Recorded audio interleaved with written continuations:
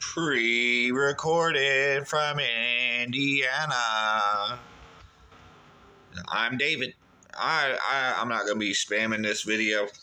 It's only a few hours till tip off. I got my fresh Rick drip with my freshly used Rick Carlisle sponsored razors. I only made this video to say the Knicks have no choice but to win today. Because this is, we're going into game 2 tonight, a few hours away from tip-off. The Knicks have no choice. Their backs are against the wall. Y'all realize that the Pacers win tonight, the Knicks are getting swept, right? Like, the Knicks better win. But I'm wearing my Chris Duarte jersey. And I wear my Chris Duarte jersey when I'm prepared to lose. But normally I don't wear this lucky jacket when we're about to lose because I don't lose in this jacket, right? But see, in game 2 versus Cleveland, I came up with a new combo because I was so like, man, we should lose, but I think we're going to win. And I couldn't, I was just like the jersey or the jacket. So this is the second time I'm smacking it with both. If the Pacers lose, it's the Chris Duarte jersey fault. If the Pacers win, it's because I don't lose in this jacket. But I am 1-0 in the Duarte jacket combo. So we're going to go for 2-0 tonight. But no, we stole home court advantage. We're going to, it really just depends on what Pacer team shows up, man. Because I want to say all our losses are when the Pacers come out flat. And like Halbert had a bad game or whatever, like the last time we lost, right? That's why even when Rhea's down, most of the time when Rhea's down, like when Halberton scores more than 20 points, we've only lost 3 times this season. Like if the Pacers are clicking, if the Pacers show up, we can go 2-0. New York's at home. I ain't scared of New York. They tried to beat us at our game and lost and failed. They're going to be trying to go at their pace tonight. They don't want to run with us. They don't want to be out of breath in the fourth quarter. It's too late to get in shape now. But yeah, the Knicks are a wounded, cornered animal now after losing home court advantage.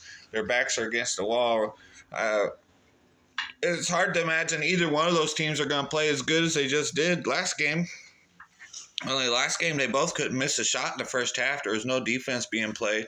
So, it's hard to think that we're going to get a game that game was so great. But I'm just saying, like, in an offensive perspective, like, they both finished the game over 51%. They both started the first half over 60%. I mean, you'd think the Knicks are going to try to do a better job going at the pace they want to go to, which is slowing it down, half court, setting up their defense, letting Jalen Brunson take his time. They don't want Jalen Brunson running up and down the court, getting 5 fouls, 7 turnovers again. Come on now. So it's just, but the Pacers are relentless. I mean, we come at you so fast, bro. So we saw what happened game 1. It's hard to recover from that. But the Knicks are a type of team that can. I'd be talking a little. I mean, I know some people think I'm talking reckless now, but I'd really be reckless if I acted like the Knicks have no chance of winning tonight. So it's going to be a great series, I feel like, but the Knicks are acting like they're going to be the Pacers last year and get swept. They were all close games, but the Knicks got swept. That's what they're flirting with if they lose tonight. So I'm so excited, man. The pressure's on the Knicks. The Pacers got to come out and just play their game. If they come out and play their game, we can win. But, we'll see what happens, man. Tyrese Halliburton, man, Jalen Brunson, the Pacers-Knicks rivalry. I mean, how can you not be excited for this, man? What's Aaron Nesmith going to do, right? We got to talk about Aaron Nesmith all the time now. What's he going to do this game, bro? I want to see Benedict Mathurin get a good game. So, like last game, there was a lot of minutes played by the Pacers. I wonder since we won game 1, I don't think our minute distribute. I don't see Halliburton getting over 40 minutes again, right? Like, I'd like to see Matherin and Toppin and them get more minutes than they did game one. I think Rick Carlisle was just, he played those minutes. Like, yeah, we don't ever play our minutes like that. So that was all part of Rick Carlisle's plan, probably. Like, we got to steal this game. We got to win this game, steal home court. Let's see us go back to that 30, 35 minutes for the starters and give Toppin, McConnell, and Matherin, and Bryant, and Shepard. And, hell, let's give Jarris Walker some minutes tonight. You know what I'm saying? So, very interested to see how that plays out. Hopefully Miles Turner has a bounce back game because you know how much I've been talking about him all playoffs long, and I want to find a way to like go back and like get all my best clips, best moments from the last 2 years. So that would be super cool if I learned how to do that. I appreciate you watching. If you came and found this video, I appreciate it, watching it. I'm just babbling. I'm excited. This is a Game 2 expectations video, right? I'm not going to spam it, though. I'll wait until the next video to spam it. I'm just wanted to talk. I just talk about the Pacers where I don't have to talk about it. Like every chat I go to, every person I talk to, I can just refer them to the video. You know, you don't have to watch it. If you do, I appreciate it. So it's just easier for me that way. For me, like I'm just so amped up. It's just easier for me to just make a video and just talk it out. So I appreciate you watching. I'm just hanging out. I'm just waiting for the Pacer game to start. I got my Rick Carlisle impression ready to go. I'm ready to reenact some Halliburton shots. Pascal Siakam, we'd like to see him score 20 points. He's been a little sketchy these playoffs. I think he got banged up right before the playoffs, but that's no excuse. Everybody's banged up. But I'm just saying, I'm just trying to figure out what's fucking wrong with him. So Mitchell Robinson for the Knicks, he had a great 8 rebounds off the bench. So he's always going to be a presence. He's going to be a factor. And then for Toppin to come up and make 10 rebounds game one was really huge for us. So, you know, this campaign got 6 minutes. He might get 10 or 12. I don't know. He might not get any. Maybe they run their starters to the ground. You know, who knows what's going to happen, bro. Mikal Bridges, he had a good first half, but he kind of disappeared a little bit in the second half. OG Anunoby was punking on Ben Matherin. Like I said, I want to see Ben Matherin get some get back tonight. I'm excited for us to come back to the Gamebridge Fieldhouse, get this second game over with, come back to Indy. Yeah, revved up. They over there. People acting like the Knicks are just going to waltz into the Fieldhouse and win. Like, the only reason the Cavs beat us at the Fieldhouse is because we won both games at Cleveland. We was fat and sassy to the fourth power. I think we'll be a little less fat and sassy if we go up 2-0 on New York. I think we might learn from that and put the kill shot game 3. I'm getting a little ahead of myself. But yeah, I've been calling for the finals for a while. All this talk you see on mainstream media talking about Halliburton and that, they gotta wait until the third game winner of the postseason to finally and Stephen A. Smith still doesn't want to call him a superstar, man. I've been telling people how good Halliburton is. I sat my wife and kids down when he got here after that big 3 he hit against the Heat or whatever. When he hit 44 in the game winner or whatever the fuck.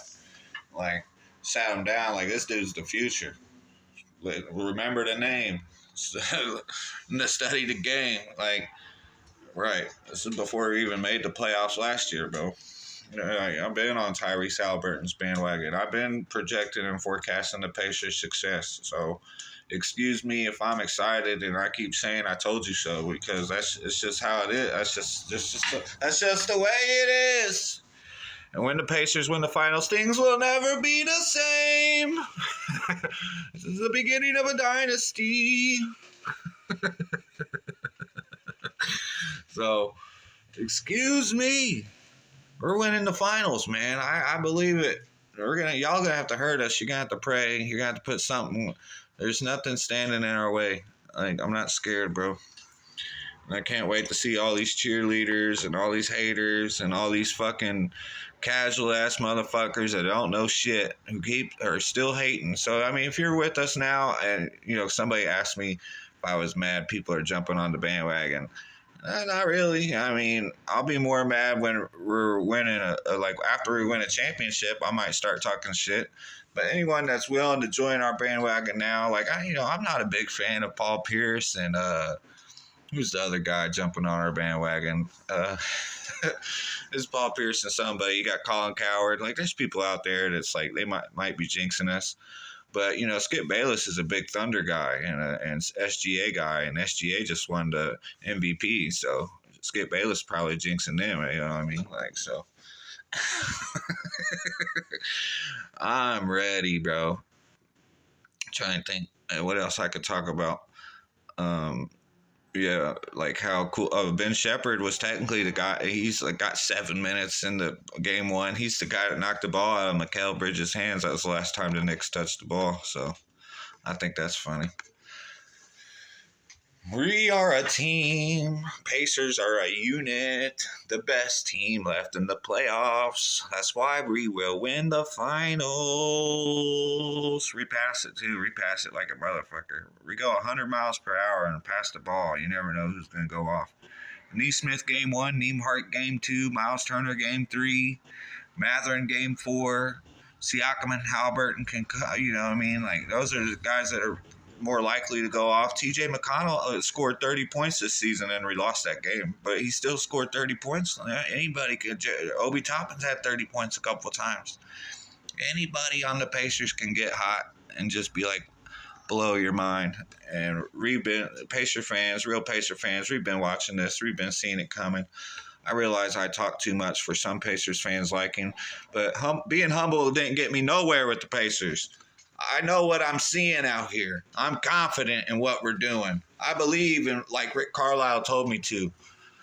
If you want professionalism and shit, go watch the media. Go watch the media availability videos. Rick Carlisle's an outstanding professional, and he can give you great analysts and great feedback. I think watching Rick Carlisle talk about anything is awesome. So everybody on the team, like Matherin acts crazy on the court sometimes, but he carries himself so well in front of a camera. He definitely watched Bull Durham.